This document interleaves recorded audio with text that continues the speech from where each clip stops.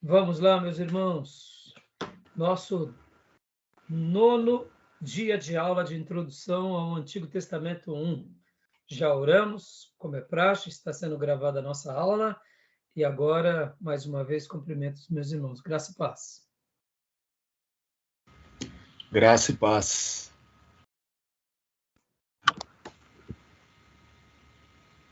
Vamos começar aqui nossa aula e hoje nós estaremos dando início à parte dos livros históricos. Terminamos o Pentateuco e agora começaremos os livros históricos.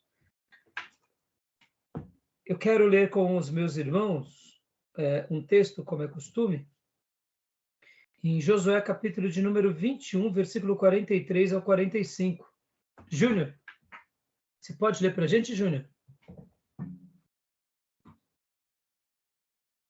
Irmão Júnior?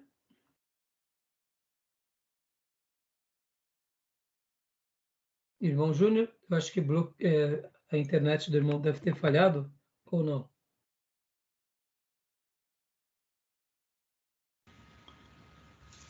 A imagem dele está travada aqui para mim. Está travada, né? Não tem problema. Então, Gil, leia para nós, por gentileza. Irmão Júnior, sua imagem deve estar travada, seu microfone está travado. É capítulo 21 e versículo? 43 ao 45. Amém. O nosso irmão Júnior realmente saiu da classe, ele já volta, deve ter travado a internet dele. Então, essa é uma passagem que fala sobre a síntese do livro. A síntese do livro. Tudo que aconteceu. Então, pode ler para nós? Gil. Desta maneira, deu o Senhor a Israel toda a terra que jurara dara a seus pais, e a possuíram e habitaram nela.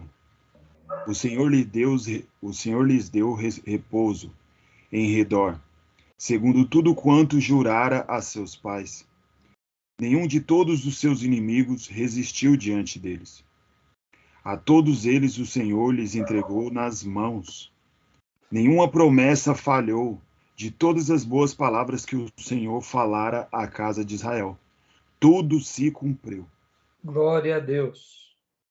Glória a Deus. Irmão Júnior, acho que sua internet falhou. Uhum. Né? Eu tinha pedido para nós abrirmos em Josué capítulo 21, versículo 43. Inclusive, eu não sei se o irmão tinha ouvido, eu ia pedir para o irmão ler. No entanto, como travou, né? Então, o nosso irmão Gil leu. Mas eu gostaria que o irmão lesse para nós também. Pode ler? 21, 42? 43 ao 45.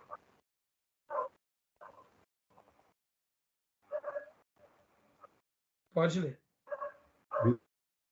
21, 42, né? Do 43 ao 45. Seus pais, e a possuíram e habitaram nela. E o Senhor lhes deu repouso em redor, conforme tudo quanto jurara a seus pais. Nenhum de todos os seus inimigos ficou em pé diante deles. Todos os seus inimigos o Senhor deu na sua mão. Palavra alguma falhou de todas as boas palavras que o Senhor falara à casa de Israel. Tudo se cumpriu. Glória a Deus. Versões diferentes, mas que tratam do mesmo assunto e da mesma importância. É verdade. Esse texto aqui, irmãos, é a síntese do livro de Josué. É a síntese do livro de Josué. Hoje nós estaremos iniciando aqui os livros históricos. Os livros históricos. Então, eu queria deixar esse texto aqui como nosso momento de devocional, dizendo que Deus ele sempre cumprirá a palavra dele na nossa vida. Como disse o profeta Isaías, a minha palavra não volta vazia. O Senhor dizendo, antes cumpre tudo o que lhe apraz, tudo que ele designou, tudo que ele deseja, todos os seus propósitos. A palavra de Deus não volta vazia. E não foi diferente com o povo de Deus e com a liderança de Josué. Guardem essa máxima no coração de vocês. Tudo o que Deus diz e tudo o que Deus levanta, seja como pessoa, ministro, como dom que ele dá ao seu servo, ou como talento que ele dá para uma comunidade ou para uma igreja.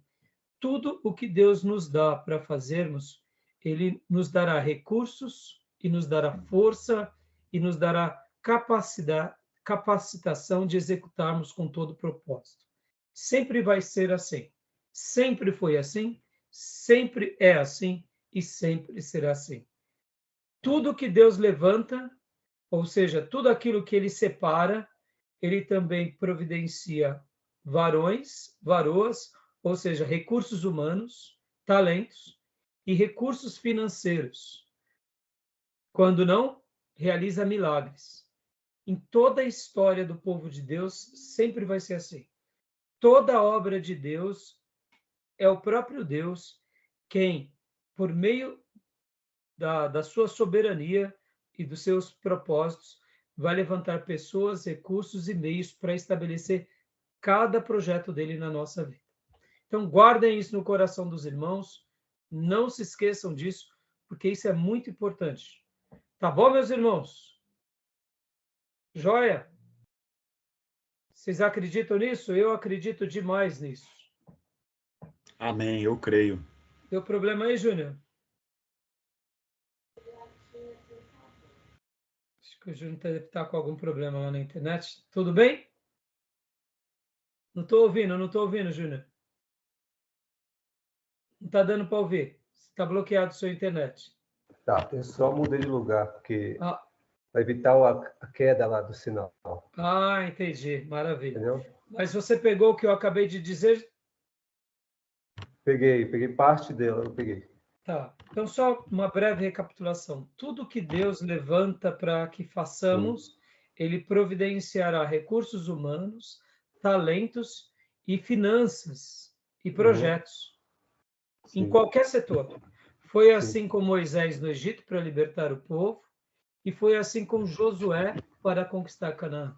Tá bom? Sim. Então, deixa essa breve meditação, porque muitas vezes na nossa vida o Senhor nos dá um desafio e nós olhamos de forma humana, pensando, mas como que eu irei realizar esse projeto? Não se preocupe. Exatamente. Se foi o Senhor quem te separou, ele providenciará meios, levantará pessoas e providenciará recursos para tal. Não importa aonde seja ou como seja. E eu estou dizendo isso daqui para vocês, meus irmãos, com tanta fé e com tanta convicção, de uma tamanha convicção como se eu pudesse dizer, eu acredito tanto nisso quanto eu pego aqui os livros que estão na minha prateleira, o armário, a mesa. Eu acredito tanto nisso. E por que eu falo isso com tanta segurança? Porque muitas vezes o problema não está no que Deus designou para nós, está em nós. Por exemplo, a gente sonha com algo que não é Deus quem providenciou para nós e a gente quer fazer aquilo. Aí não vai dar certo, porque não é o projeto de Deus, é o nosso projeto. Verdade. Pode ser até que a gente faça alguma coisa, mas não vai ter tanto impacto no reino.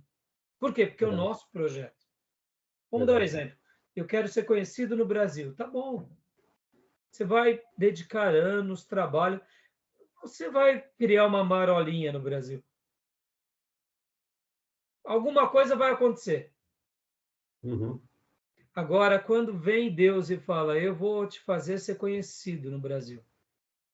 Você pode estar em Cabrobró, não importa. Você pode não ter recurso nenhum, não ter, sabe, um grupo pequeno, limitado. Você pode estar em Ferraz de Vasconcelos. Você pode estar onde for. No Alto Tietê. Deus fala assim, eu vou te usar na América do Sul. Meu irmão, não se preocupe. Ele vai providenciar pessoas para apoiar o trabalho, homens e mulheres de Deus, vai levantar recursos, vai criar meios e vai usar até os inimigos para abrir os caminhos, porque Deus, quando ele trabalha, meus irmãos, é algo extraordinário. Então, eu acredito muito nisso, eu estou falando isso para vocês, porque o mais importante de tudo é a gente estar no centro da vontade dele, para aquilo que ele deixou para nós, e não realizarmos a nossa vontade. Porque a nossa vontade, muitas vezes, ela pode estar sendo, eu diria, influenciada, talvez, pelos nossos sonhos, pelas nossas vaidades, pela nossa prepotência, pela nossa jactância. Então, discernir isso é um pouco difícil, mas guarde isso no coração. Quando é Deus, ele abre portas, ele providencia meios. Tá bom? Sim. Amém, meus irmãos? Verdade. Amém, amém. Tudo Tá dentro daquela palavra de Filipenses, né? Sim, sim. É que você leu antes da aula. Joia, muito boa mesmo. Isso aí. Vamos lá. E hoje, começando aqui, nós estaremos usando parte do slide do José Ribeiro. Eu passei para vocês semana passada. E eu quero agora compartilhar com vocês aqui. Vamos lá.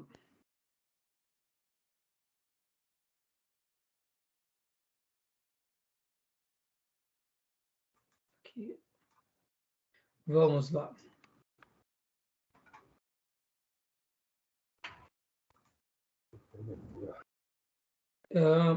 Está sendo compartilhado com vocês ou não? Tá. Tá um pouco pequena, né? Tá pequeno? Então vou aumentar agora. Tá, ampliar um pouco. Ficou bom? Para mim tá ok aqui. Introdução ao Antigo Testamento. Professor Pastor José Ribeiro Neto. Quando ele criou aqui esse slide, ele era mestre em estudos judaicos pela USP e mestre em teologia do Antigo Testamento pelo STBnet também, e fez o MBA na Uninove de Tecnologia da Informação, e ele foi licenciado em Letras pela Brás Cubas e tem um bacharel também no STBnet. Hoje ele já é doutor ou já é pós-doutor, tá? Esse pastor aqui tem café no bule, tá, meus irmãos? Tem café no bule. Esse tem café no bule, tá? Então, respeito o Ribeiro, porque o homem não é brincadeira, não. O currículo do homem é excelente. Agora, ó, o que mais me fascina no Ribeiro não é o currículo dele. Sabe o que é? Sabe qual que é? É o segredo, para mim, número 1. Verdade. Sabe qual que é? Ribeiro é crente. Ribeiro é crente. Entendeu?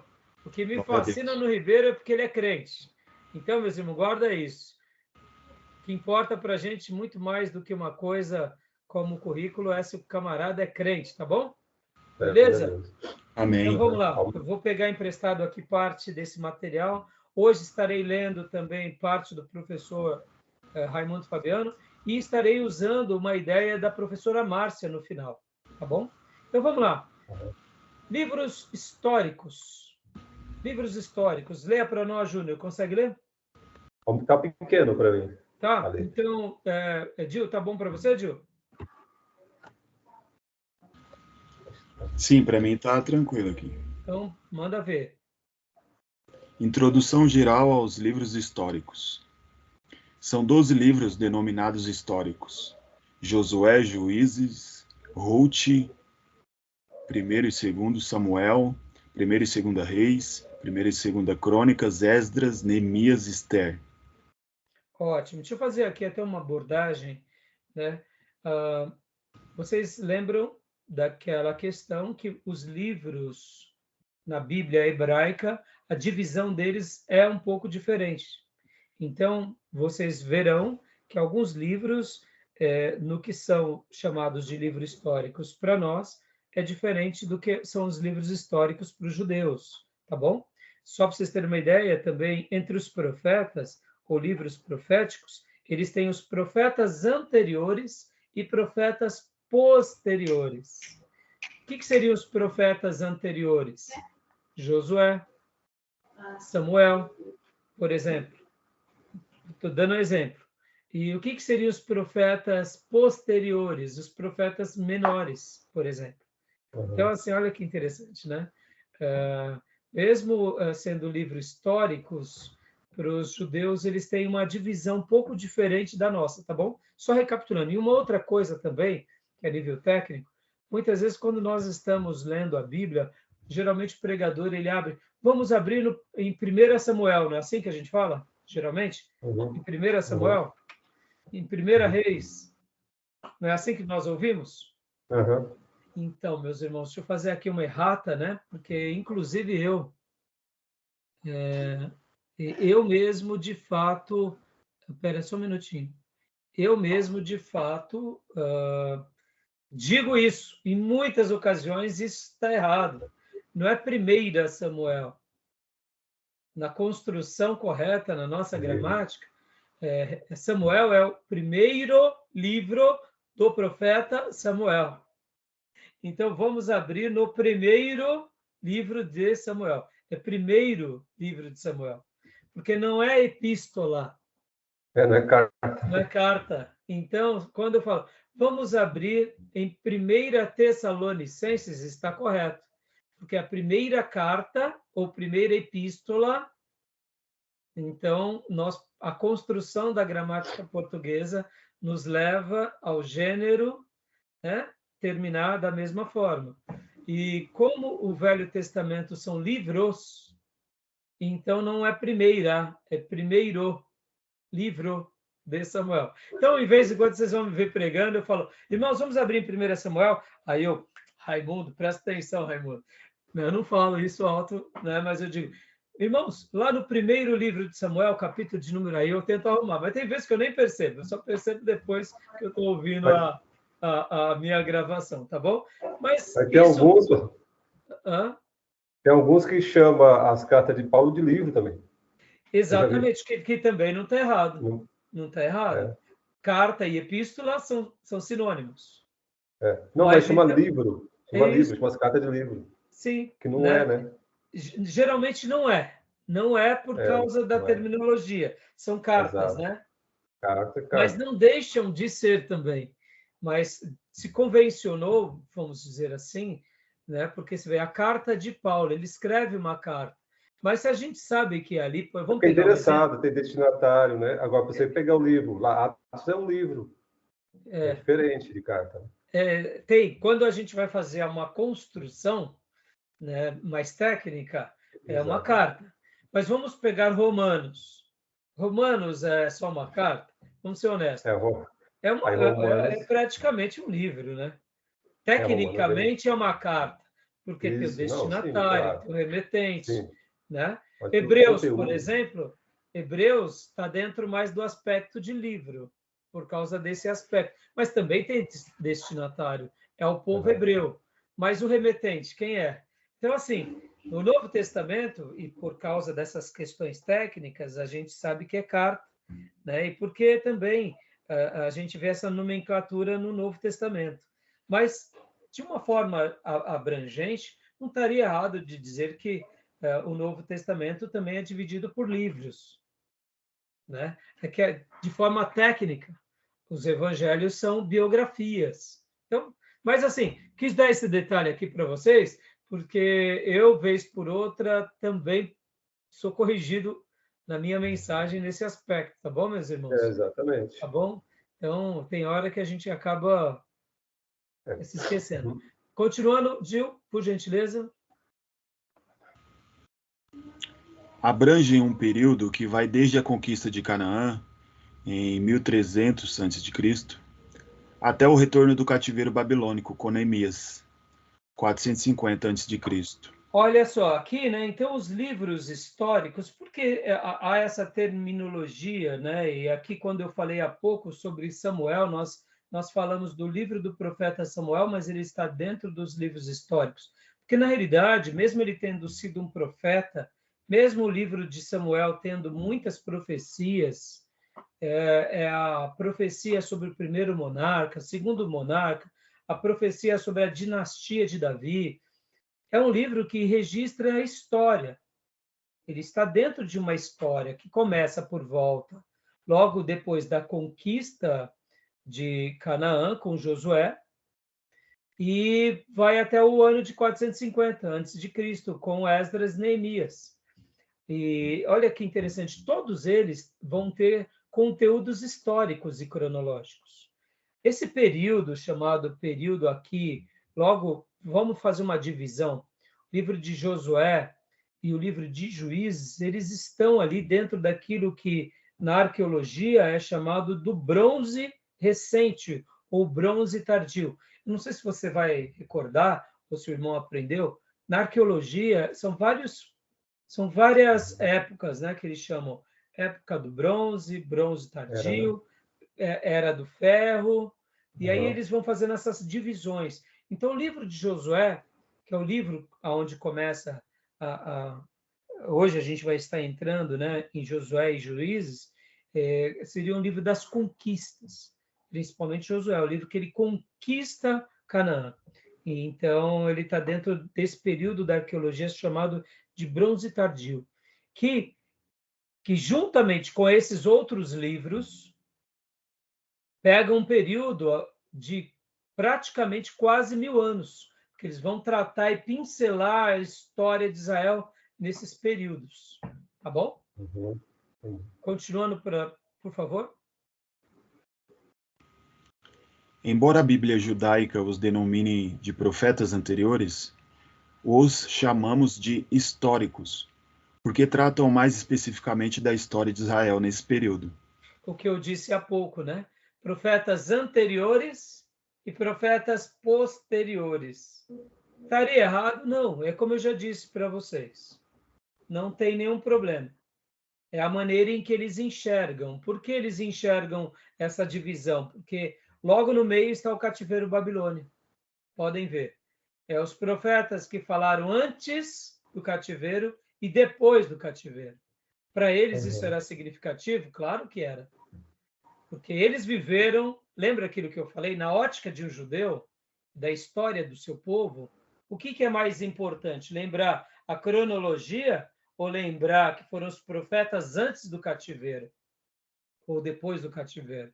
Então, quando nós nos colocamos na pele daquele povo, nós passamos a ver valores diferentes dos nossos. Para nós é livros históricos. Para um judeu que vive a história do seu povo, são os profetas anteriores, porque os nossos pais do passado desprezaram os profetas e foram parar no cativeiro babilônico. Então, quer dizer, tem muito significado essa compreensão e essa divisão no aspecto judeu, né? Consegue enxergar? Deles. Na história deles, né? Interessante, né? Então, pode continuar, Gil?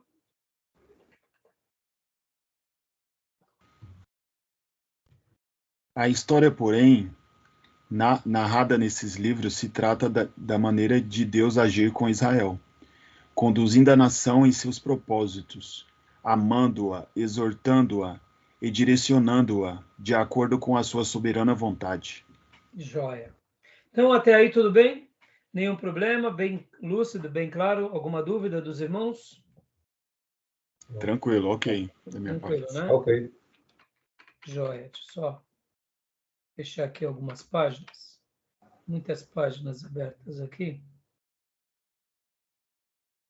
Está me dificultando passear aqui.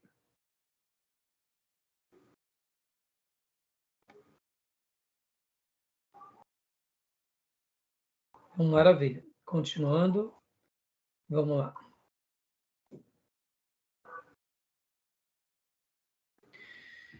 Continuando, pode continuar lendo, já que a tela sua, Júnior, como está muito pequena, né? Então, vou pedir para o nosso irmão Gil continuar lendo para nós. Pode ler, Gil. Por favor. Não mudou aqui ainda para mim, pastor. Também não mudou, não. Está no mesmo. Nos livros históricos ainda. E agora, foi? Não. Não. Continua. Como hoje eu tive que abrir o Skype no novo formato aqui, mudar de tela ou janela, vamos lá.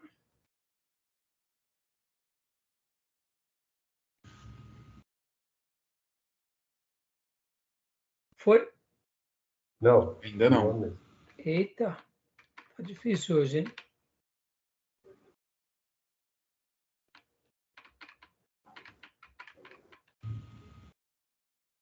Hoje está dando um pouquinho aqui mais de trabalho, porque, como eu disse para vocês, eu mudei.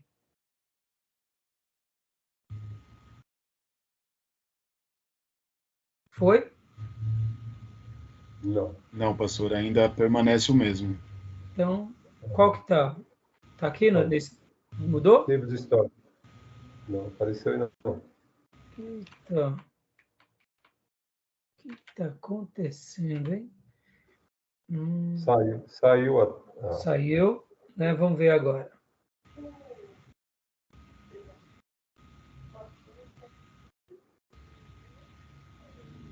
Foi? Não, eu mesmo. Mas está compartilhando uma janela. Tudo bem, não estou entendendo. O pastor, agora mudou, hein? Mudou? E agora? Sim, agora foi. Foi? Foi. Para mim aqui tá. O que foi?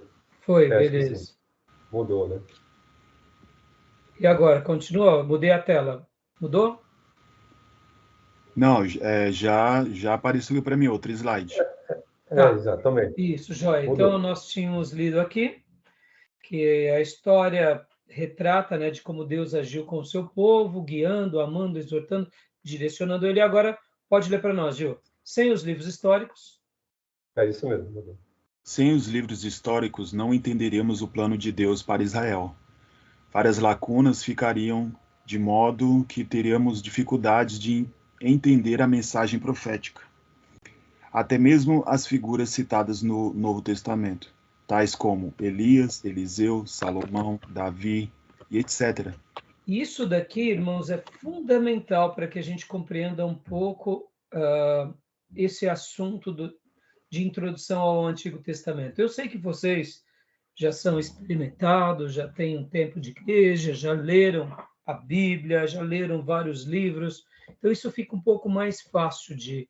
Mas podem ver que tem vezes que nós estamos lendo um texto e, de repente, nós notamos que aquele profeta está profetizando naquele período onde aconteceu uma outra coisa em Israel. Então, o livro histórico, mesmo a Bíblia não sendo um livro de cronologia, nem um livro de história, ela contém história, ela registra histórias. Algumas histórias são, eu diria, mais facilmente compreendidas, como é o caso de Abraão e dos patriarcas. Mas, por causa dos livros históricos, nós conseguimos enxergar a atuação dos profetas no meio da nação. Por exemplo, quando nós pegamos o livro do profeta Jeremias ou o livro do profeta Isaías, se nós lemos somente o livro, já é maravilhoso, mas quando nós entendemos que eles estão inseridos num contexto histórico, se torna muito mais significativo. Por quê? Porque nós notamos a importância e a relevância daquele profeta naquele contexto. Vamos pegar um exemplo aqui, como eu disse na aula passada, o sacerdote. Lembra que eu falei para vocês que alguns profetas eram sacerdotes? Lembram disso? Sim. E lembra que eu tinha dito de Jeremias? Ezequiel, Jeremias. Lembra que eu falei até que Jeremias era também sacerdote? Interessante isso, né? Quando nós pensamos que Jeremias era um sacerdote, nós lembramos do período de Israel, um pouco antes do cativeiro babilônico.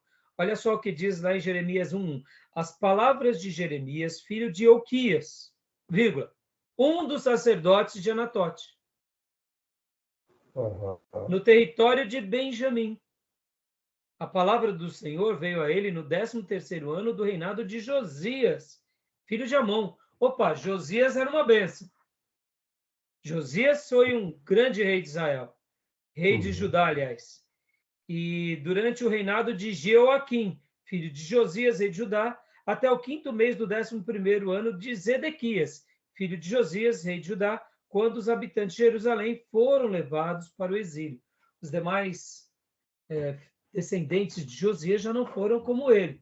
No entanto, quando nós enxergamos que o ministério de Jeremias se dá logo no período do reinado de Josias, e ele passa como profeta durante esses vários reinos, mas ele não é só um profeta, ele é de família sacerdotal. E a gente começa a lembrar das histórias do próprio livro de Jeremias, que Jeremias profetizou contra muitos falsos profetas que eram amigos dele, ou pelo menos se diziam ser profetas, e muitos sacerdotes corrompidos naqueles dias. E a gente começa a lembrar da história dos livros de crônicas e os profetas, e fica muito diferente. Os livros de reis, o que vocês acham? Muda ou não muda a Sim, perspectiva? completamente. Muda tudo. Dá uma luz, dá uma clareza. Sim, Porque a gente sai de um livro que é uma profecia, que é uma inspiração, e a gente vê que essa profecia estava interagindo com o povo, uma cultura, uma nação que estava em pleno desenvolvimento, e não era apenas uma nação, mas já eram, eu diria, era o povo de Deus por parte de dois reinos, Reino do Norte e Reino do Sul. Ou seja, o profeta Jeremias estava atingindo todas essas regiões. Interessante, né, irmãos? Quando a gente olha nesse prisma, muda muito, né? E como se não bastasse, ele ainda vai ser boca de Deus para avisar o povo de Deus que vai vir a Babilônia. Vários sacerdotes e vários profetas e reis se levantam contra ele, e ele mesmo assim não se deixa ser vencido por nenhum momento, nem por nenhuma acusação, nenhuma afronta, e ele continua profetizando e ele vê se cumprir na vida dele tudo aquilo que ele mesmo profetizou. Ou seja, é muito forte isso. Então, isso vale também para quem? Para as figuras do profeta Elias, Eliseu, e também para todo o contexto, né? Até dos monarcas, tá bom? Então, os livros históricos, eles acabam tendo esse glamour, eu diria, esse significado maior, tá bom? Querem fazer algum comentário? Tem alguma Pastor, dúvida? Pode falar. o senhor falando agora sobre os profetas que foram sacerdotes também, me surgiu aqui uma curiosidade que eu nunca tive, me surgiu agora, despertou essa curiosidade em mim. O pai de João Batista foi sacerdote, né? Sim. João Batista era um sacerdote, o Zacarias. Sim. Jesus, ele também era sacerdote, não é isso? Sendo assim, José poderia ser também um sacerdote? Não, então, Jesus ele não era sacerdote. Não era um sacerdote. Não, Jesus ele nasce, como eu disse na aula passada, quando há uma discussão teológica muito interessante sobre essa questão do termo parente, que é Sim. usado lá no livro de Lucas. Quando Maria vai visitar Isabel e que há a saudação, o que acontece? O texto de Lucas retrata que Maria era sua parenta. Ah, sim, é isso mesmo. Entendeu? Isabel, né? Isabel. Prima, né? Só o que acontece? Esse texto em Lucas, que está aqui, né?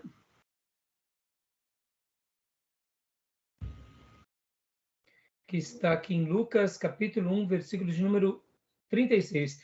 Também Isabel, sua parenta, terá um filho na velhice, né? E ela, depois, Maria visita Isabel. Quem disse isso para Maria foi o anjo Gabriel. Mas quando nós vamos para o original, e é muito legal essa questão, quando a gente vai para o original, vou fazer essa lição de casa aqui com vocês, rapidinho. Vamos lá. Evangelho de Lucas, capítulo 1, versículo de número 36. Eu estou usando a My Bible, que são os textos do Strong, que eu amo. Para mim, é uma beleza. Olha só. Também Isabel, sua parenta, terá um filho na velhice. Aqui na interlinear também diz Isabel, tua parenta.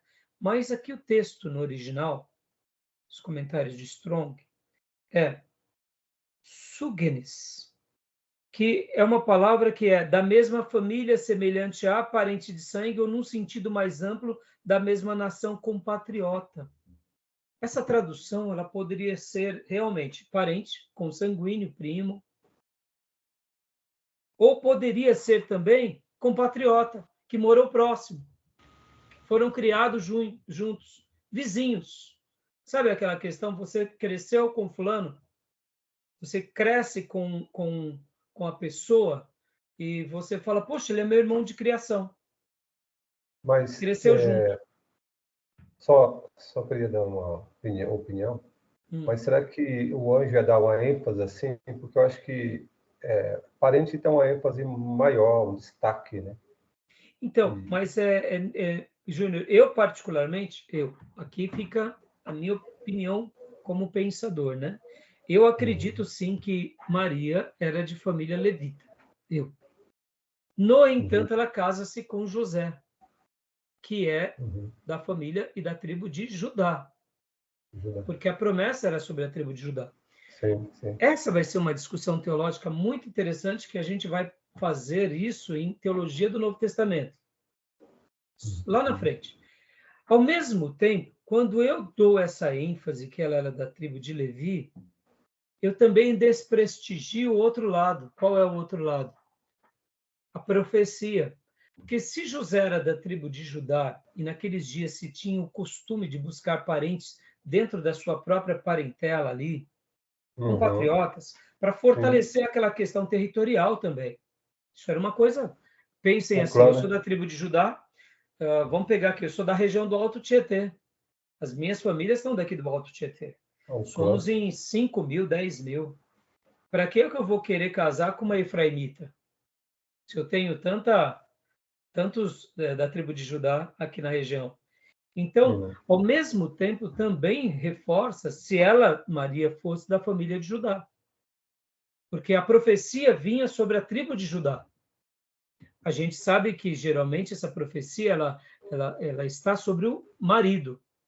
Mas nada impedia também, como acontece naquele caso, vocês vão se lembrar que tem um episódio muito interessante no Velho Testamento, em que, quando há a divisão das terras, que tem uma família que só tem mulheres e não tem homem.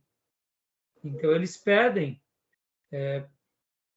as mulheres reclamam, dizendo, olha, não teve descendente, mas nós gostaríamos de que a terra dos nossos pais ficassem com as mulheres. E nós vemos que quando os servos de Deus consultam a Deus para verificar se poderiam fazer isso e de fato dão às mulheres a terra, na cultura antiga isso daí já é uma evolução muito grande. Entendeu?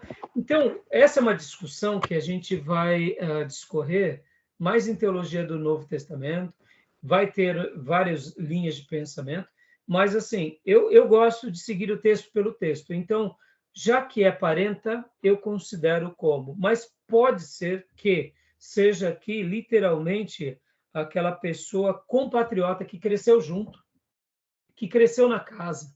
Pode ser também. Ela era da tribo de Judá, mas que ela era apaixonada demais por Deus e vivia na sinagoga. Vivia no templo. Está entendendo? Maria, irmãos, desculpa, eu acho que Maria era aquela mulher que não saía da igreja, não saía, só tirava nota 10 em tudo, porque pode ver que a postura dela, quando o anjo aparece para ela, que assim seja feita, mulher cheia de fé. Então, assim, tá bom? Então, estou tirando, quando a gente fala de que Jesus ele era sacerdote, não é porque ele era sacerdote da linhagem de Arão, não. Ele é sacerdote da linhagem de Melquisedeque. Sim. É onde Hebreus vai falar isso. Eterno. Ele é sumo sacerdote do Deus Altíssimo. Dando essa ideia de que o sacerdócio de Jesus é mais elevado do que o sacerdócio araônico.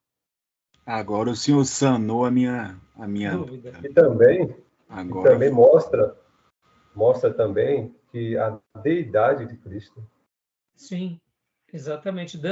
Porque supondo que, de fato, ali em Melquisedeque é o próprio Cristo aparecendo, só testifica. Vamos pegar outro exemplo, né? Quando a Bíblia fala do dízimo, que Abraão, na realidade, ele deu o dízimo a Melquisedeque. Melquisedeque é antes da lei. Ou seja, nem tinha nascido ainda os sacerdotes, né? Estavam no ventre, né? Na história de Abraão. Então, percebam que Abraão já cumpria certas coisas antes da lei mosaica, da lei de Moisés, da lei sinaítica, né? Do Sinai. Ou seja, Abraão ele é muito antes. Então, por essa razão. Tá bom, Dil? Tirou a dúvida? Eu sei que gastei um tempinho aqui, mas é importante esclarecer. Sim, ficou claro. Tá bom? Joia. Prosseguindo, então, vamos lá. É importante salientar que a história sagrada não se ocupa com todos os detalhes da história de Israel, mas tão somente com os fatos de importância para o plano redentivo de Deus para a humanidade. O palco principal desses livros é Canaã. As principais fases da história de Israel descritas são o Reino Unido, a divisão do reino, o Reino do Norte, que é Israel, o Reino do Sul, que é Judá, o cativeiro e o retorno. Ou seja, esse é o pano de fundo que estaremos vendo com relação aos livros históricos. Agora, nesse primeiro livro de Josué, nós estaremos falando do período chamado período das conquistas, porque, de fato, para aquele povo, Josué foi extraordinário. Ele foi o elo entre a libertação do Egito, o período do deserto e a grande conquista. Então, é um momento singular. Vamos lá. Livro de Josué. Josué é o autor.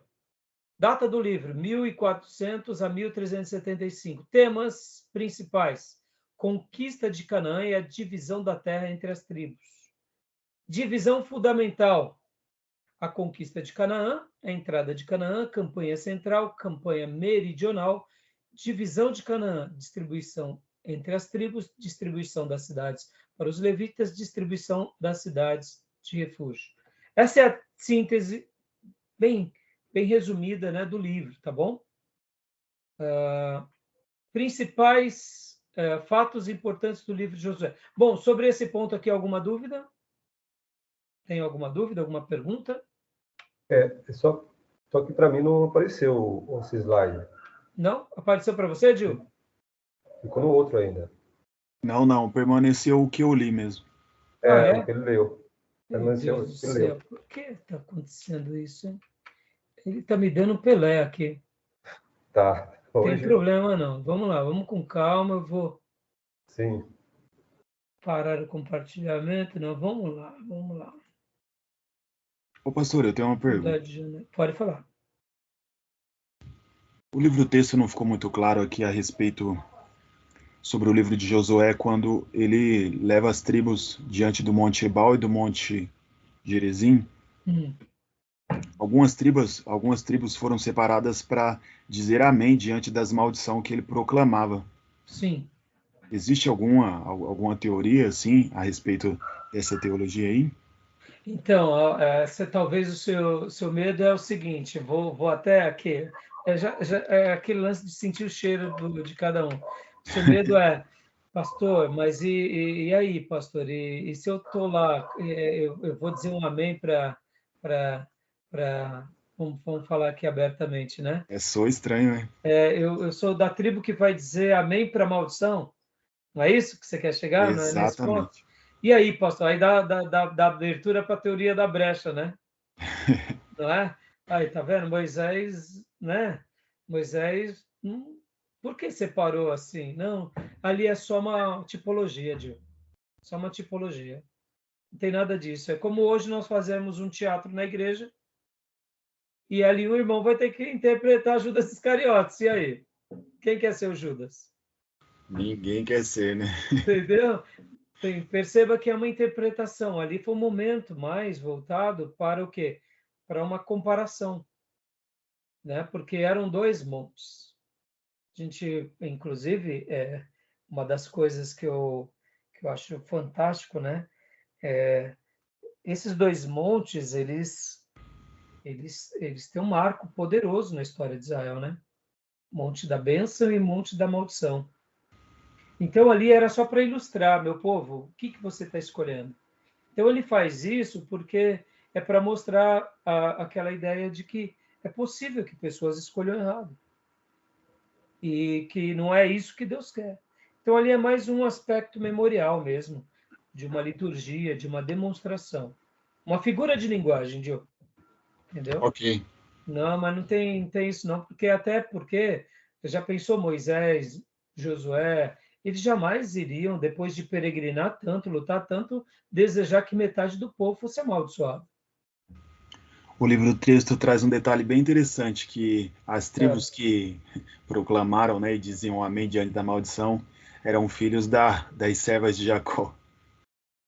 Então, pode ser que alguém chegue a fazer algumas construções, mas o texto, é isso que eu gosto da Bíblia, Gil. vamos pegar aqui, vamos pegar uma outra situação. Olha que interessante isso daqui. Isso é muito interessante. Você já viu aquele problema da luta entre brancos e negros na história americana, né? Sim. Sabe qual era a base bíblica para as igrejas americanas dizerem que os negros são amaldiçoados? Já ouviram alguma coisa sobre isso? Não. Não? Se eu ouvi, não me lembro. Então, Júnior, você já ouviu alguma coisa sobre essa questão? Aquela questão do racismo americano e a teologia que está por trás do racismo? Volta aí, que eu estava só me ajeitando aqui. Retorna aí. Estou falando o seguinte, na história americana não tem o racismo entre brancos e negros? Sim. E não tem, Sim. inclusive, a questão teológica, que muitas igrejas falavam contra os negros e tinham a proibição de entrar negros dentro da igreja, e se entrassem, ficava dividido e eles eram literalmente desconsiderados? Sim, é a segregação, né, racial. Isso, e essa segregação, você já ouviu algum comentário em que como pode uma igreja protestante praticar segregação racial? Qual era a base bíblica? Você já ouviu algum fundamento para isso? Eu nunca analisei. Viu. Algo a respeito da escuridão, pastor? Hã? Algo a respeito da escuridão, algo assim? Então, poderia ser uma coisa mais preconceituosa, né? Sim. Poderia, mas não. Fazendo um estudo, quando nós vamos fazer o estudo, depois peguem e vejam com detalhe, vocês vão ver que a maioria dos africanos e etíopes é de Cã, são descendentes de Cã, Sim. que geram os cananeus, inclusive. Sim. Sim, E o que acontece? Os americanos, para sustentar que os negros e africanos, além de serem um povo era um povo amaldiçoado. Em resumo, era isso. Era um povo amaldiçoado porque todos os descendentes de Cã, eles foram destruídos por Josué, os cananeus, então eles são povos amaldiçoados porque foram amaldiçoados lá por Noé. Então, olha que interessante, olha a coisa do cão. Isso daí não é de cão, do cão mesmo, isso é do cão. A briaguez lá, né? Exatamente. Então, o que acontece? Então, essa era uma maneira de você colocar dentro daquela cultura americana de que a segregação você não estava fazendo nada de errado. Se você tivesse um escravo, você não estava fazendo nada de errado. Se você, por acaso, quisesse matar um negro, porque ele é amaldiçoado. Olha que coisa do cão, irmãos. É a coisa Agora, brava aqui. isso você vê o que não é influência, que nem você, Gil, ainda agora falou assim, será que é por causa de ser escuro, negro, trevas, né? Você vê, pode ser uma questão de preconceito, pode ser uma questão, pode ser por muitos motivos, mas nesse caso fizeram uma celeuma maligna e trouxeram uma afirmação maligna para dentro de uma teologia distorcida. E aí o que acontece é que até hoje a gente vê o povo americano, até hoje, bastante dividido nessa questão.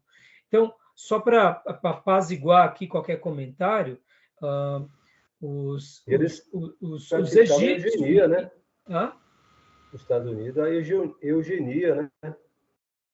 Não me recordo o que é eugenia. É que é a raça pura, né? Sim. Sim. É. Não, é um tipo, né? Você pode ver que isso é uma vaidade, né? Um preconceito. Raça superior. Agora... Oi?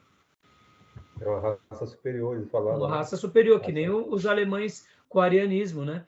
O que acontece? Olha só que interessante, irmãos. Só que, historicamente, nós temos, nesses últimos séculos, que os africanos eles foram dominados como escravos, etc. e tal, e por isso eles são pobres. Só que, historicamente, quando nós vamos olhando para a história, de fato, a grande civilização egípcia, possivelmente aquele império egípcio, eles eram todos pigmentados. Em outras palavras, os egípcios era tudo negão. Por isso, inclusive, que eles se depilavam totalmente. Interessante, não? Então, aquela civilização egípcia, culta, etc. e tal, eles eram etíopes na sua grande maioria, segundo a maioria dos estudiosos. A gente tem uma impressão que eles eram branquinhos, não é nada. Pelo contrário, eram negão, a grande maioria. Sim. E quando Israel vai para lá, querendo ou não, e que sai um populacho, entra na cultura judaica também muitos negão. E podem ver que o povo judeu, de uma forma geral, eles são mais pigmentados, eles não são branquinhos. Sim. São mais... exatamente, são bem mulatos. Então, você vê como que é essa questão... da África, né? Exatamente.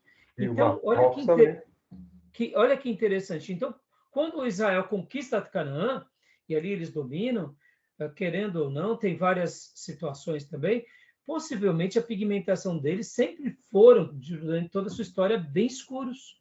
Essa ideia de que um povo branquinho, olhos claros, é europeu. E essa ideia distorcida de que pretos são amaldiçoados, isso foi uma teologia que nasce de uma forma, eu diria, peculiar dentro da cultura americana.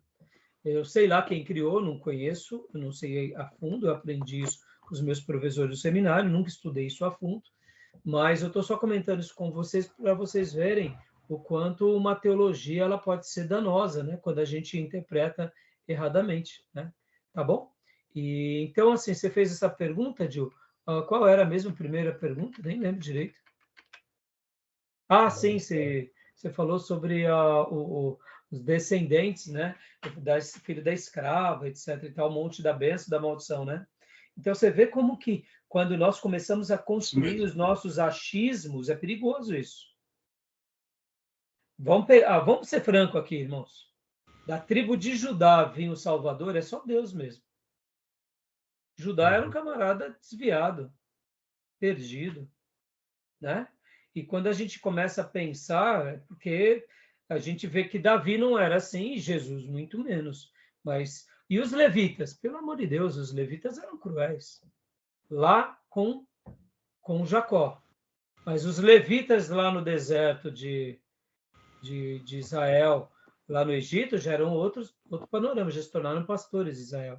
Então, assim, irmãos, é Deus quem muda mesmo, é Deus quem reescreve a história, e a história do povo de Deus só mostra o quanto a misericórdia de Deus foi grande, como o Ribeiro mencionou no slide anterior, o amor dele veio sobre nós. Quando a gente pega e fica fazendo essa remontagem, é um pouco perigoso, viu?